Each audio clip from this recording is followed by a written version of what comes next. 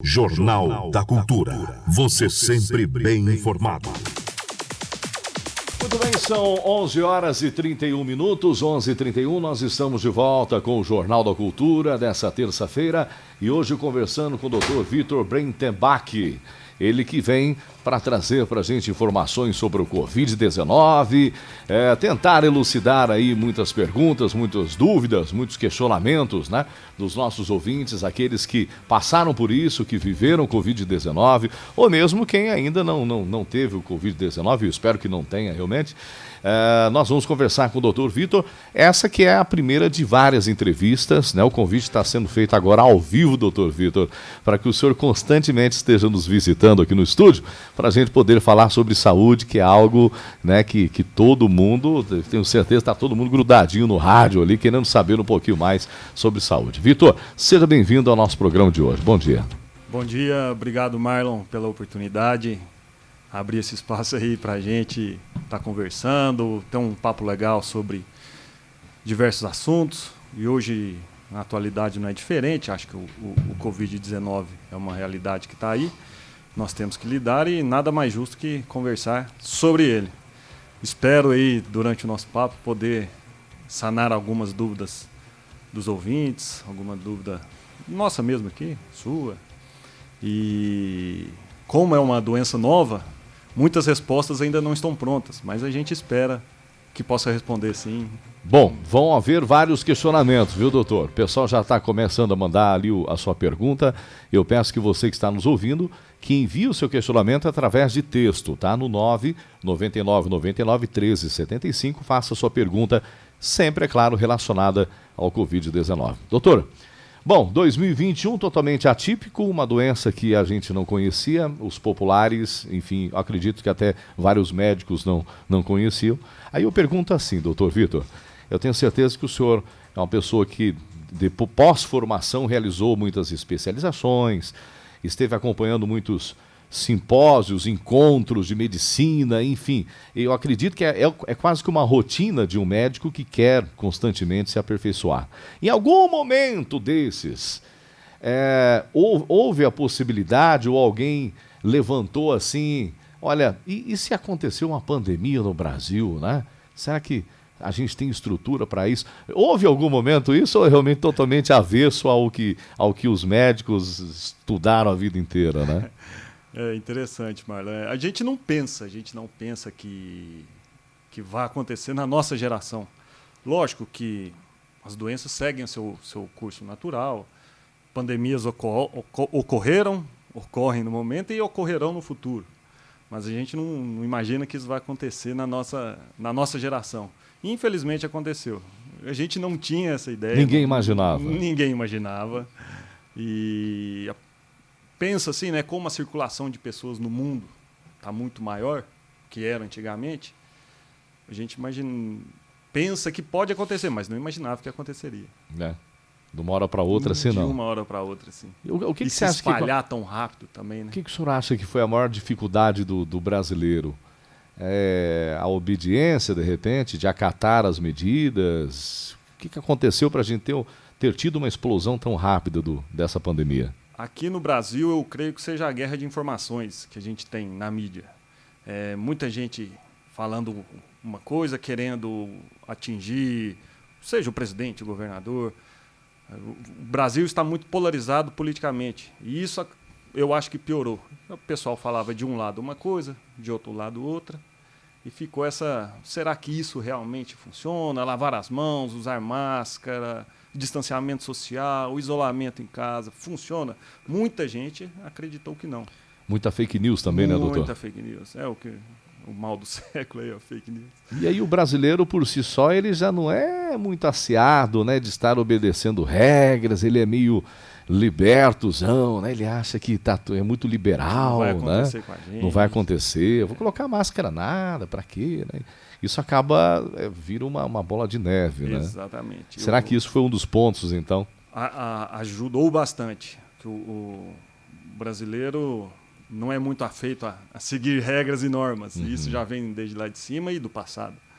E quando foi dito que deveria ser feito isso, muitas pessoas acharam, não, eu não vou fazer, não vai acontecer, não vai me pegar. E aconteceu o que aconteceu. Está aqui batendo na nossa porta, no nosso vizinho, dentro de casa, e tem que se cuidar. Doutor, tem que tomar as medidas. Eu vejo, e é um questionamento, apesar da gente já estar vivendo aí, eu acredito que são 11 meses de pandemia, né? Isso aí. Mas ainda é um questionamento das pessoas, assim, elas falam, mas eu tô com uma dor no corpo aqui, mas é só dor no corpo, né? Ou senão ela fala, tive febre, mas é só febre, né? É importante, agora eu gostaria de ouvir do Dr. Vitor Brenterbach, que afinal de contas tem toda a propriedade para falar isso. Não é porque você tem apenas um sintoma que você não tenha o Covid-19, né? E também não é porque você tenha vários sintomas do Covid-19 que você esteja com o vírus do Covid-19, né? Explica essa parada pra gente aí. A sintomatologia é muito semelhante a uma gripe comum, a um resfriado. E, por exemplo, o paciente que pode estar acometido por um outro vírus, um adenovírus, um rinovírus, e não ser realmente a Covid-19. Porém, nós estamos na vigência de uma pandemia. Todo e qualquer sintoma respiratório, a primeira hipótese diagnóstica é o Covid-19. Mesmo que seja apenas um. Mesmo que seja apenas um. Talvez esse paciente que foi acometido por apenas um sintoma seja um sortudo, vamos dizer assim, que só teve o nariz entupido, só teve uma dor no corpo. Por isso que é importante tomar as medidas,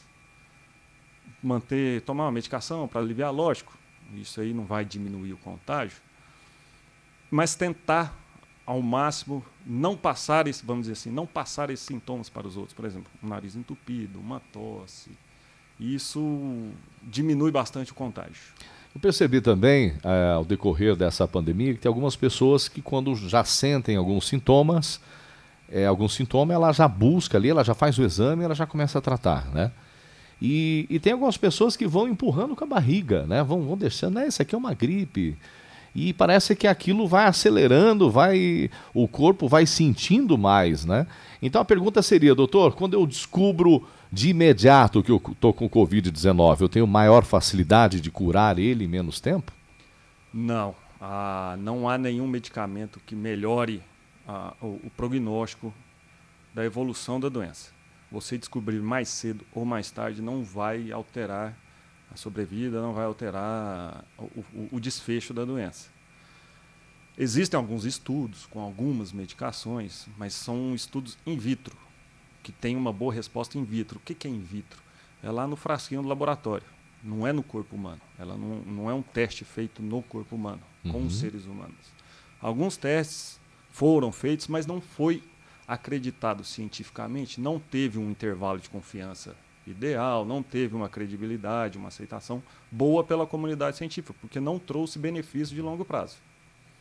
Não existe, até o momento, um medicamento que altere o desfecho da doença a longo prazo. Foi feito uns estudos com imunoglobulinas nos Estados Unidos, inclusive o ex-presidente dos Estados Unidos, Donald Trump, fez um tratamento desse, que depois verificou-se que não alteraria, que não altera a sobrevida, não altera o desfecho da doença. Bom, doutor, começam a chegar os questionamentos, eu gostaria já de trazer aqui para esse nosso bate-papo, né? Que hoje é, como eu disse anteriormente para o doutor Vitor, não é nenhuma entrevista, né? É um bate-papo para a gente falar sobre essa doença que é uma realidade. Eu tenho certeza que o brasileiro ele vai ficar PhD em Covid-19, né? A gente vai saber de tudo sobre Covid-19. Muita sigla nova. Pois é. E aí o seguinte, doutor, bom dia, eu gostaria de saber, eu tenho visto várias matérias sobre tratamento do Covid-19 com remédios caseiros. Um exemplo ele deu, é o Ellison Medeiro que está participando com a gente. Existem várias matérias no Acre que estão tratando com bicarbonato. O que o doutor fala sobre isso? Obrigado, Ellison, pela pergunta. Não há nenhuma pesquisa científica que mostre que o bicarbonato faça um efeito no tratamento da doença. Inclusive, um conhecido meu estava fazendo inalação com bicarbonato. Falei, a única coisa que você vai ter é nariz entupido.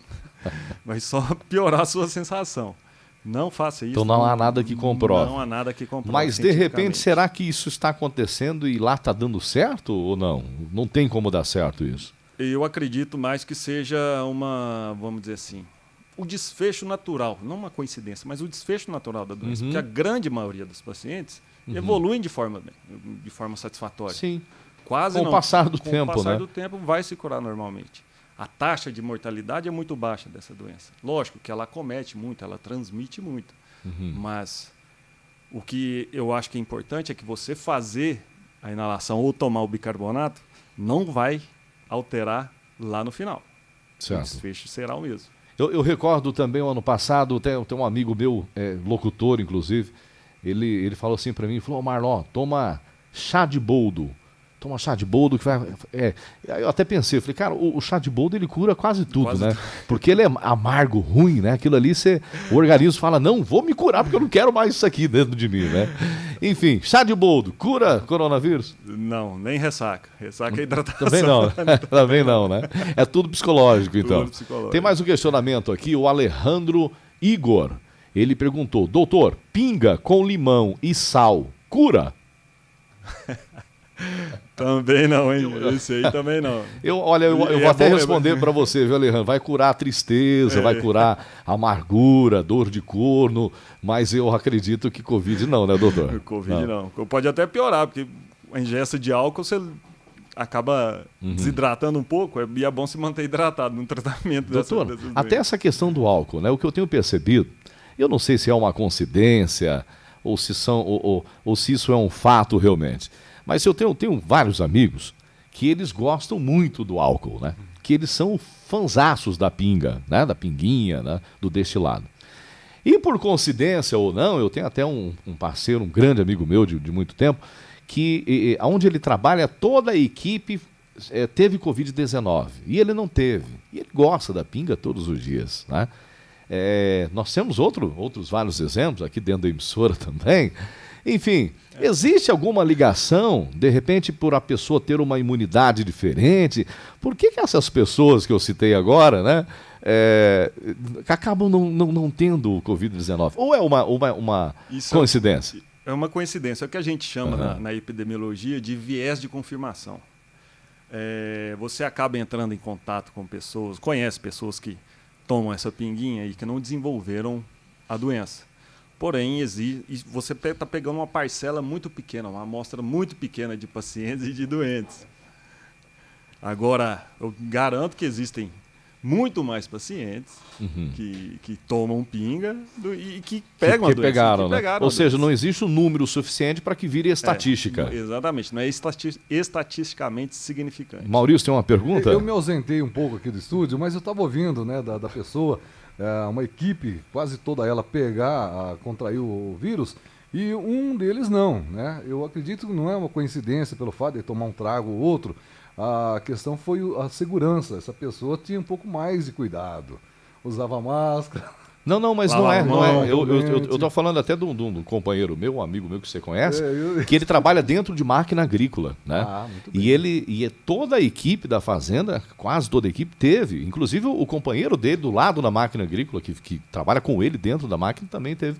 E ele não teve, né? E coincidentemente entra nessa estatística de pessoas que gostam de uma pinguinha. Mas, né? Ele fez o teste? Ele fez o exame, ficou tendo acompanhamento, né? Enfim, mas não teve tudo negativo. A questão da tipo sanguíneo...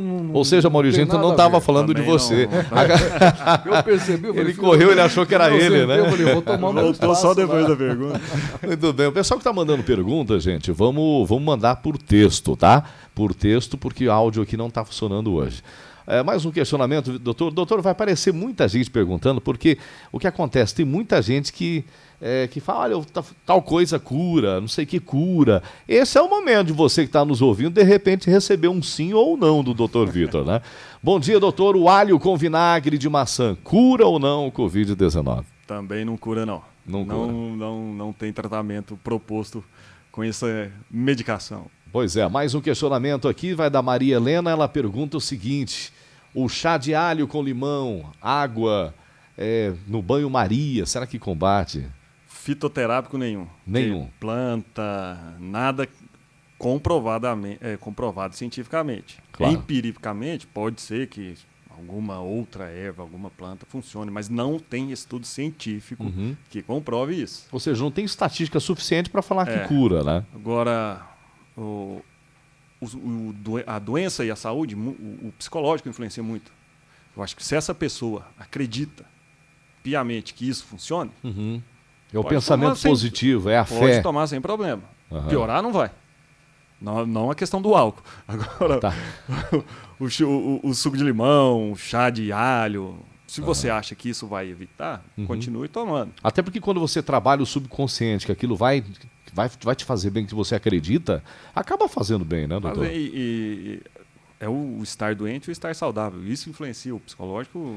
A questão dessas misturas, de repente um chá que realmente faz bem para os broncos ali, para a respiração, independente do Covid. A pessoa está tomando ali para se sentir bem. Ajuda na prevenção, de repente, contrair o vírus, uma carga viral menor, a pessoa está mais preparada, com a imunidade um pouco mais resistente. Vamos supor assim, o alvéolo, que é o órgão, o órgão do pulmão, que faz a troca gasosa, ele estar mais aberto ou não,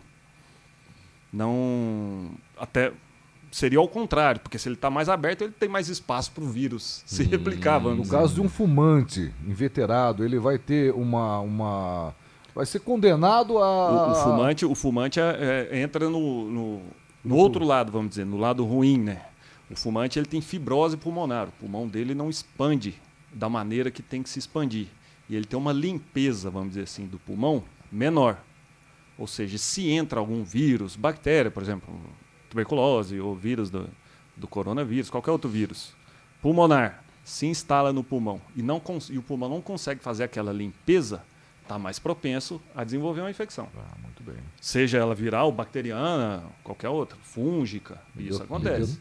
E as complicações podem ser mais fortes do que uma pessoa que não fuma, né? Que tem certeza. O pulmão mais saudável. Até né? porque no corona, no Covid, o que acontece que determina a gravidade da doença ali a partir do 10º até o 13º dia, a tempestade inflamatória, que é quando o nosso organismo reage de uma forma muito exagerada ao vírus. E um fumante já é uma pessoa que já tem uma inflamação, vamos dizer assim, basal no corpo. O corpo dele já é inflamado. Ele já está prejudicado. Já está prejudicado. Aí vem uma bomba. Exatamente.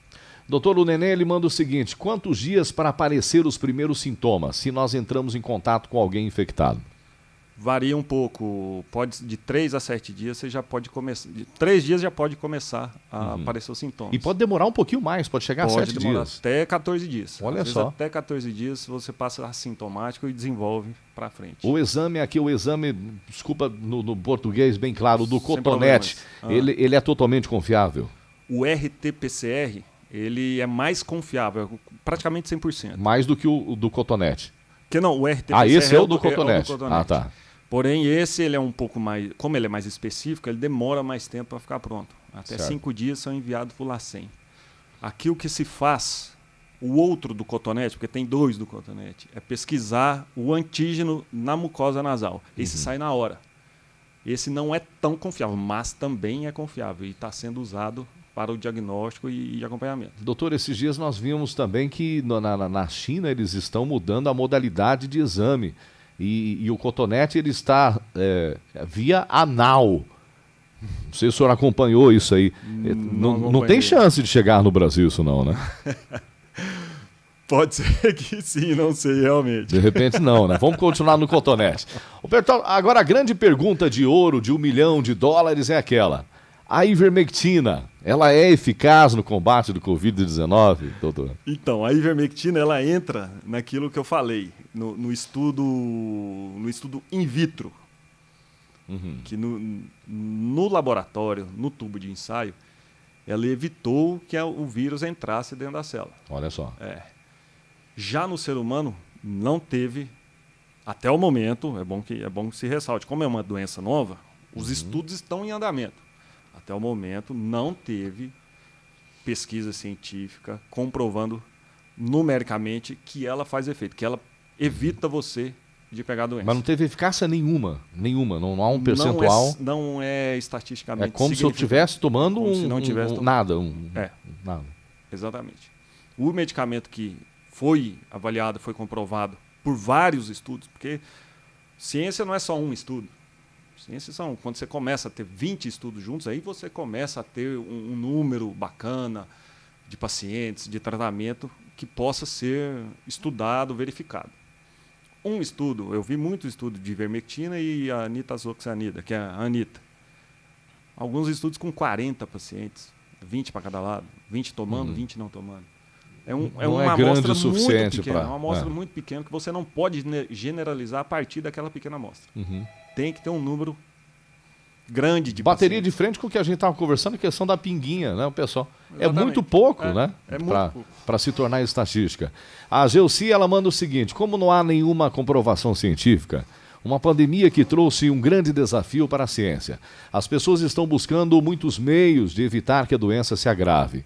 Para você, Dr. Vitor, qual foi o seu maior desafio? E aqueles que já foram vacinados aqui, em Chapadão do Sul, com a primeira e segunda dose, podem ser contaminados novamente? É a Gelsi que nos pergunta. O maior desafio é a gente ver o paciente e a imprevisibilidade da doença. A gente não consegue determinar se um paciente vai evoluir de uma forma boa ou não. E esse que, na minha opinião, é o grande X da questão dessa doença. Tem algum fator genético, alguma coisa que ainda não foi descoberto, que eu acredito que será descoberto, que é o que determina se você, Marlon, irá evoluir de forma satisfatória ou não. Se você vai precisar ser entubado ou não. Tem algum... Isso é genético. Eu creio que sim. Aham. Mas é uma opinião pessoal minha. Que Tem não deve ser... tem muito a ver na questão de imunidade ou não? Totalmente, É. totalmente. Pessoa que tem uma resposta imunológica mais forte, a chance dela Que é desenvolver o é fator menor. que separa o grupo de risco e É. a questão da saúde. Da saúde como um todo, né? Justo. Não só medicamento. E qual que foi a outra pergunta, perdão? Se essas pessoas que já tomaram a vacina, a primeira e a segunda dose, se elas têm risco de se contaminarem novamente. Olha, risco tem. Por causa da eficácia da vacina. Que é bem pouco. Né? Da Coronavac 50 ponto alguma Exatamente, coisa. é. Da Oxford 70, aproximadamente 70%. Você pode estar fazendo parte dos 30% que ela não foi eficaz. Exatamente. Porém, a Oxford, eu estava lendo ontem, se a partir da segunda dose, a eficácia vai quase a 100% também. Olha só, bacana. De Oxford. De Oxford, exatamente. E o bom dessas vacinas, é que elas previnem a forma grave, em quase 100% dos casos. Então Ou a pessoa seja, pode ter. Pode desenvolver. Você toma vacina, as 2 doses, pode desenvolver a doença Covid-19 através do coronavírus, porém ela não será grave. Forte. Ela não será grave. Não será grave. Ou leve, no máximo, moderada. Doutor, bom dia. Meu primo teve Covid, ele disse que tomou muito chá de alho, mel, hortelã e disse que isso ajudou muito na recuperação e ele não ficou com nenhuma sequela. Parabéns. Parabéns, Né? bom Parabéns. demais. Bom pro seu primo. É verdade. Mais um aqui, vamos lá. Boa tarde, eu vejo falar que crianças não pegam Covid. É verdade ou mito? Os bebês. Porque ela falou o seguinte, porque a gente vai no posto de saúde e os bebês não tem como colocar máscara. Eu acredito que pega também, até nós tivemos crianças que morreram, inclusive, Com no certeza, estado do Mato Grosso do Sul, né? Mas é mais difícil, será ou não? É como o sistema imunológico ainda não está totalmente desenvolvido, é aquela questão da tempestade inflamatória. O nosso organismo, a gravidade da doença é quando o nosso organismo reage de uma forma muito exacerbada para o vírus. A criança não tem um sistema imunológico ela já é tão desenvolvido, ela não vai conseguir fazer essa reação grave.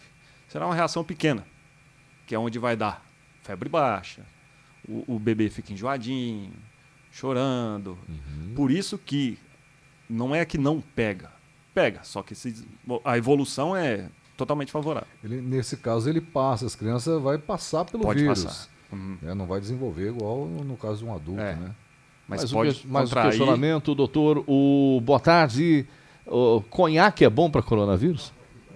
É bom para aquela doença que você falou. Aquela, né? Aquela dor de corno. Dor de como é que é? corno, tristeza. Tristeza, amargura. Muito bem.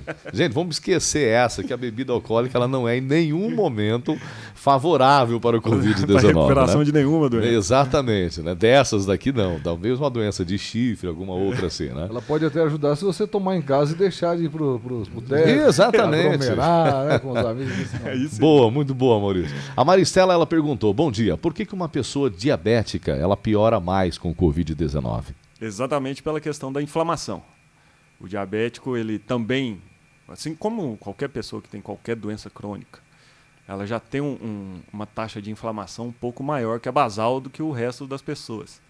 Tem uma dificuldade de tirar a glicose do sangue, ela não entra nos tecidos de forma satisfatória, que é o diabetes. E isso leva a piora da resposta imunológica também. Pode agravar um pouco mais a longo prazo nervos periféricos, por exemplo, o paciente fica formigando, às vezes deixa de sentir alguma coisa. Isso tudo por lesão neuronal lá no final.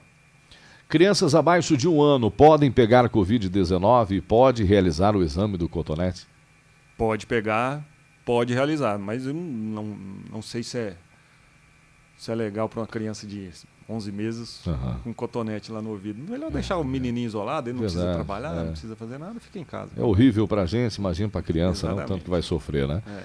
O Expedito Antônio do Parque União, ele pergunta se diabético pode tomar a vacina contra o Covid.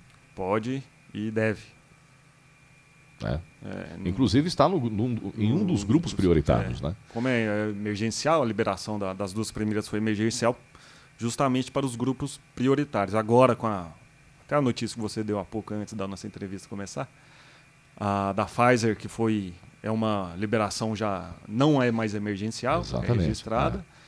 Essa será distribuída para toda a população. Isso, abre inclusive a possibilidade dos governos agora comprarem a vacina, né?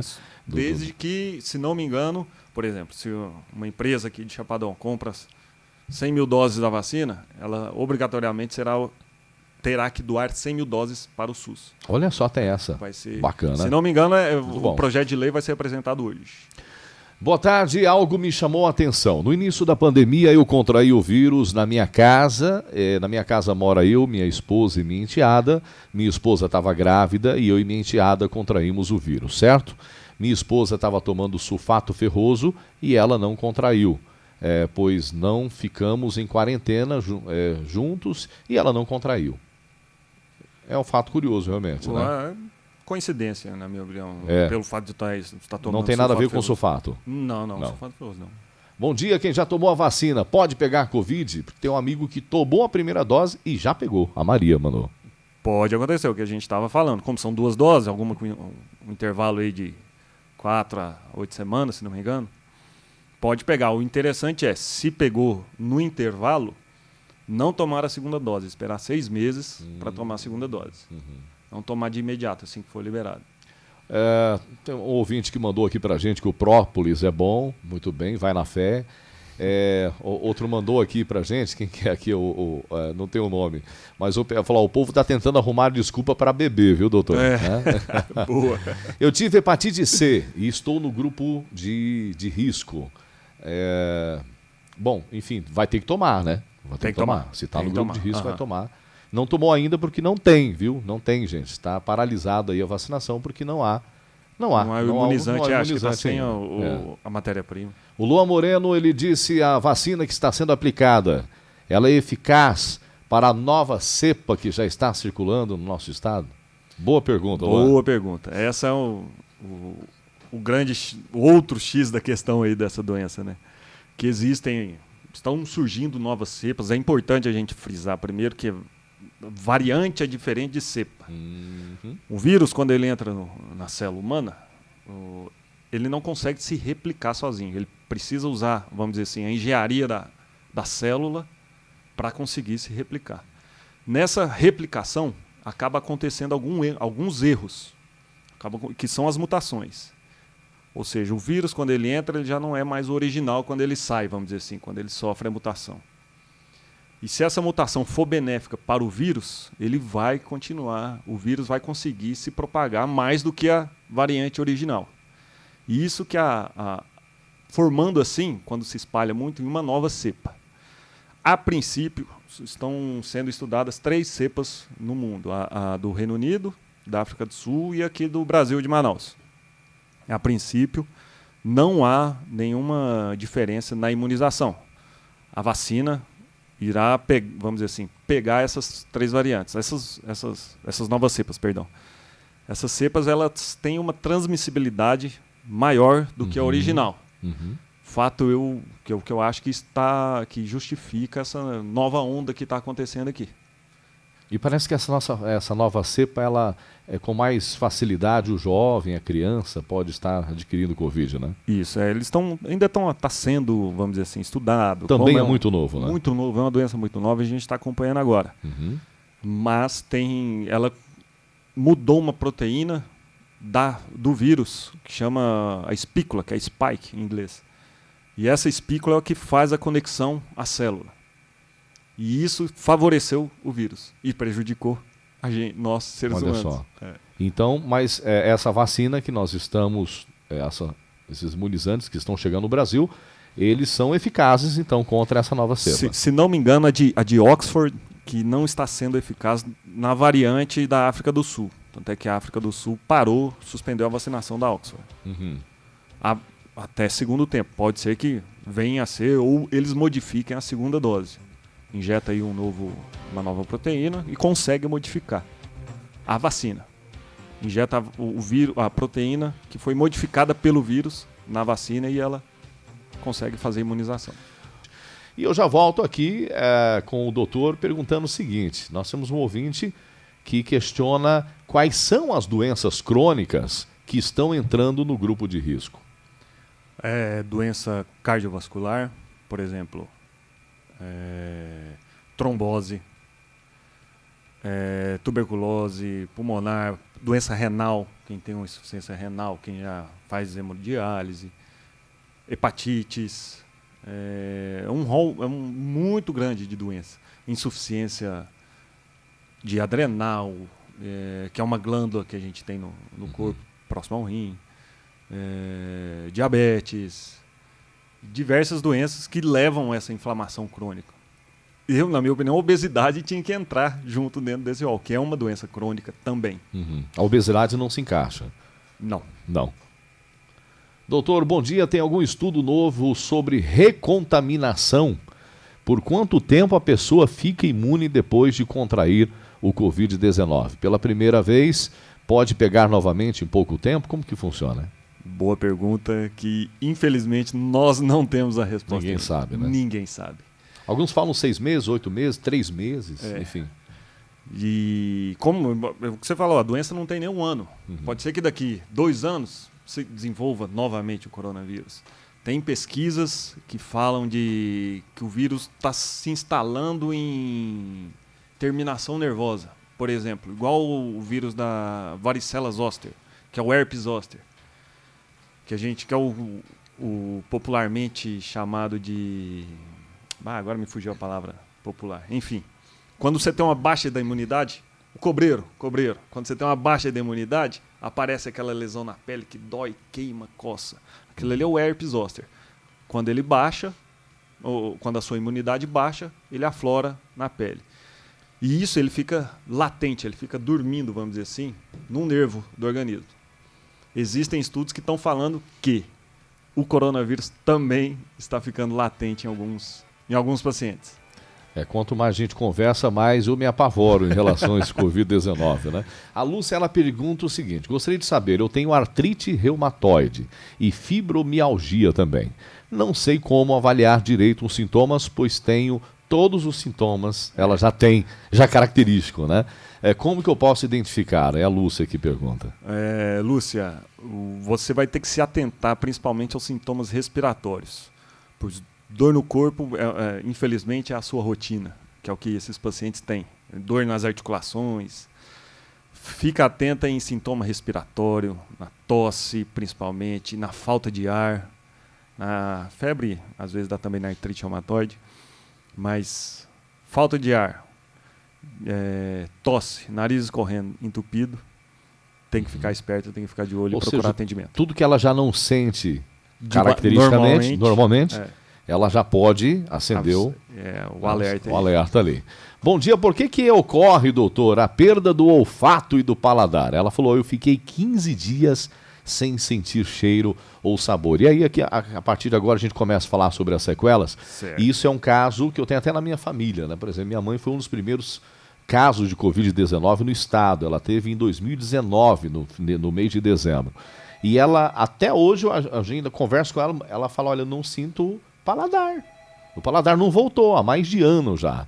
Então, Então vamos falar um pouquinho sobre as sequelas. A sequela existe ou ela é psicológica? Não, ela existe com certeza. A anosmia, que é perder o olfato, é justamente nisso que eu mencionei há pouco. Do vírus ficar latente na terminação nervosa do nervo olfatório, que é por onde ele entra, por exemplo, para espalhar para o sistema nervoso central e periférico. Ele entra pelo nervo olfatório, que fica localizado no teto aqui da cavidade nasal. E as pesquisas estão indo justamente atrás disso, do vírus ficar latente, ficar dormindo ali e ocupando o receptor. E não morre, fica ali. Fica ali. Ocupou o receptor, às vezes destrói um pedacinho do receptor, destrói um pedacinho do nervo, e demora muito tempo para o nervo regenerar isso, quando regenera. Mas é a questão da doença nova, a gente tem que observar. E não é só da ouvinte, e ficou 15 dias. 15 dias. E, por incrível que pareça, ainda ficou pouco tempo. Ficou Tem pouco. gente que fica Exatamente. muito mais. Mas e outras sequelas? Por exemplo, eu comecei a perceber que eu comecei a perder cabelo. E eu falei, será que é a idade, né? Será que é a idade? Mas aí eu comecei a pesquisar na internet e também testemunho de outras pessoas. Afinal de contas, a gente tem que lembrar que nós tivemos aqui em Chapadão do Sul 2.223 pessoas que tiveram coronavírus, né? Então, volta e meia, você encontra alguém na rua que fala, rapaz, eu tô perdendo cabelo. Eu falei, então não é só eu, né? O que nós temos em comum? Nós tivemos Covid-19. É uma sequela também? Olha, eu não vi nada na literatura dizendo sobre isso, sobre a perda de cabelo. E a perda de memória? Perda de memória, sim. Perda de memória, sim. Tá. Isso é uma sequela neuropsiquiátrica que está aparecendo aí nos pacientes pós-Covid. Tem um declínio cognitivo, ou seja, a pessoa não consegue aprender mais as coisas da velocidade e na intensidade que aprendia antes. A pessoa fica mais lenta. Tem uma velocidade de pensamento e de processamento mais lenta. Lógico que isso não é em todos, mas acontece. O cansaço. O cansaço é o também principal, né? O comprometimento pulmonar, que é a porta de entrada do vírus, é o que mais acomete. A perda da audição. Já tive também testemunho daqui de pessoa de Chapadão do Sul que fala, olha, eu estou perdendo, estou ficando surdo depois do Covid-19. Pode acontecer. Tontura, dor de cabeça, mas o principal mesmo são ligados ao sistema respiratório, vamos dizer assim. Nós temos um ouvinte que pergunta assim, Marlon, minha pergunta é o seguinte, eu tive Covid-19, depois eu fiquei melhor, me deu muita dor de cabeça e eu ando, depois que ela ficou melhor, depois que ela se curou, ela tem muita dor de cabeça até hoje e anda esquecendo as coisas, isso é normal? Pergunta ela. Faz parte do rol de complicações da síndrome pós-Covid. E, infelizmente, pode acontecer. Para ter certeza, primeira coisa, tem que fazer algum exame de imagem. A gente tem que, na verdade, primeiro tem que passar por um neurologista, para ter certeza que não tem nenhuma outra doença acometendo o paciente. Talvez uma coincidência, né? Pode ser, que desencadeou. Às vezes a pessoa já iria desenvolver essa perda de memória e o Covid antecipou. Enfim. Passar com Deixa eu aproveitar, doutor, fazer uma pergunta. Pode Essa perguntar. É minha. Eu tenho um amigo que há muito tempo ele teve uma paralisia facial. Um vírus que ele entrou pelo ouvido. Esse vírus, a gente põe máscara, sabe que é pela boca, é pelo nariz, pelo olho. Não tem a possibilidade, porque a gente fica com o ouvido de se der à vontade. Eu não vou pôr a mão na boca, mas vou dar uma coçadinha no ouvido. Tem a possibilidade de contrair coronavírus pelo ouvido também ou por outras vias? Não, pelo ouvido não há relatos que eu saiba. Essa aconteceu, dele ter contraído. Essa aí provavelmente foi por uma infecção de ouvido causada por ou vírus ou bactéria, que é a paralisia de Bell. Provavelmente ele falou, foi pro médico, tudo falou, entrou pelo ouvido um vírus que ele teve, mas foi temporária também, ele já tratou e resolveu. Então, ouvido, podemos ficar ouvindo à vontade, né? Bom, paralisia facial de Bell. Nas sequelas, algo que assina aquilo que a gente falava anteriormente, doutor. A Ju, ela mandou o seguinte, ela teve Covid leve e ainda não sente o cheiro e nem o paladar, e já faz 6 meses. O período de complicação que ele fica, ainda a gente está estudando e está vendo, mas é o que eu falei.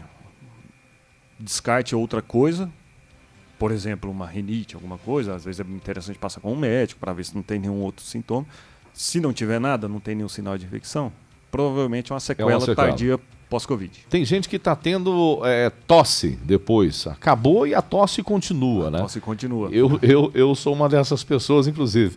E aí me falaram, um profissional da área me falou o seguinte, falou, aceita que dói menos e aguarda, porque não tem o que fazer. É isso mesmo? Não tem o interessante é, logo depois que você pegou 12 semanas, um mês e meio ali depois de contrair, faz um raio-x de tórax. Uhum. Faz o raio-x para ver se está expandido bem, se tem alguma outra imagem. Pô, não tem nada. Legal.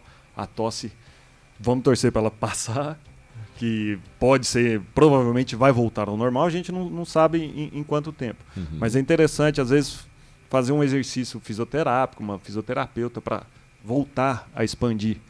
Porque o que acontece é fibrose pulmonar. Como o vírus entra lá no alvéolo, provoca uma inflamação muito grande, deposita muita secreção, muco, acaba depositando fibroblasto, que é uma célula de cicatriz. E o seu pulmão ele vai ficar fibrosado, ele não vai conseguir expandir também da maneira eficiente. Doutor, olha, a gente está caminhando para a reta final do nosso programa. Eu acredito que a gente vai ter que fazer a parte 2, Covid parte 2, né? Vamos fazer a próxima ainda falando sobre Covid-19, que é uma realidade que a gente está vivendo, que a gente não sabe de tudo, que a gente quer aprender mais, né? Que a gente quer trazer... Enfim, nós temos vários questionamentos que eu não consegui trazer ali, mas o nosso programa é curto, né? Talvez no próximo a gente faça 2 horas, né, Maurício? Que tal, né? Com o doutor. Será um prazer. Né? Mas aí, para a gente encerrar, eu gostaria de fazer a última pergunta. O Beno Baca, ele perguntou algo bem interessante. Se um paciente com coronavírus vai até o seu consultório, doutor, qual o tratamento que o senhor recomendaria, né, passaria para esse paciente? Bom, o paciente com coronavírus, primeira coisa, ficar atento aos sinais de alarme.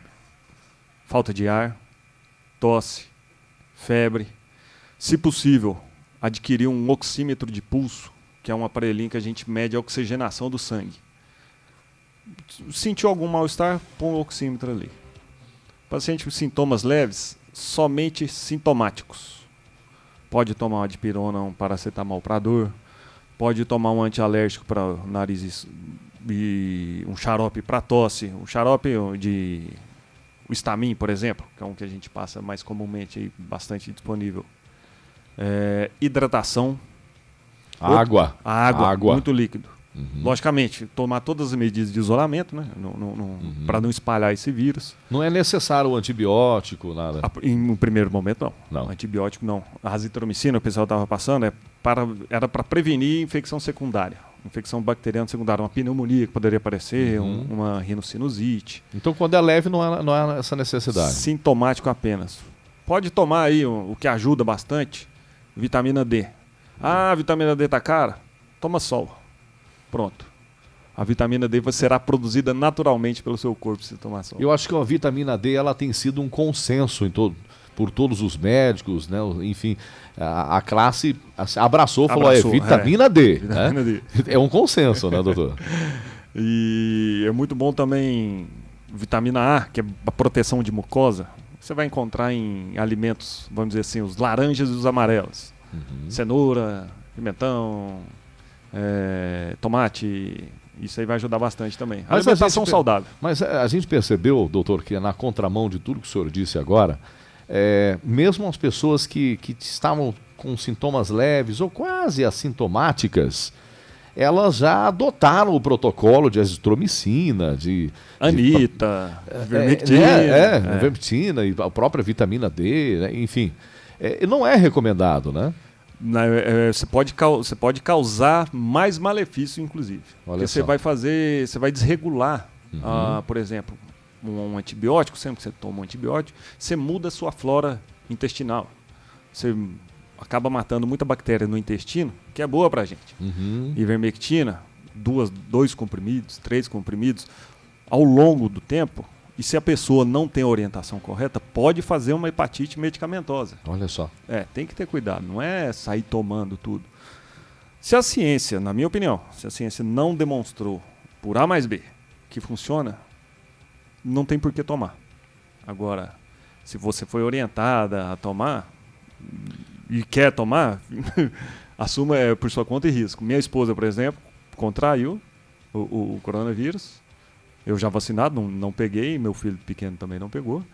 E ela só tomou dipirona e água e acabou. Dipirona Pra dor, e febre e mais nada. e água. É. Muito bem. Isolado. Bom, doutor, obrigado pela sua participação no nosso Jornal da Cultura de hoje. A gente fica muito feliz e as participações foram inúmeras, a gente deixou de responder muita gente, mas o nosso tempo é curto. Mas eu já convido para um Covidão parte 2 aqui, né? Vamos fazer um parte 2, porque tem muita coisa para a gente esclarecer ainda e até lá também muita água vai rolar, muita vacina vai pintar e a gente vai poder falar sobre isso também. Daqui uns 10 ou 15 dias posso contar com o senhor aqui, né, doutor? Estamos juntos aí. Muito obrigado, Marlon, Maurício, toda a equipe pela oportunidade e nos vemos aí em 2 semanas. Nós que agradecemos. Obrigado, doutor. Obrigadão.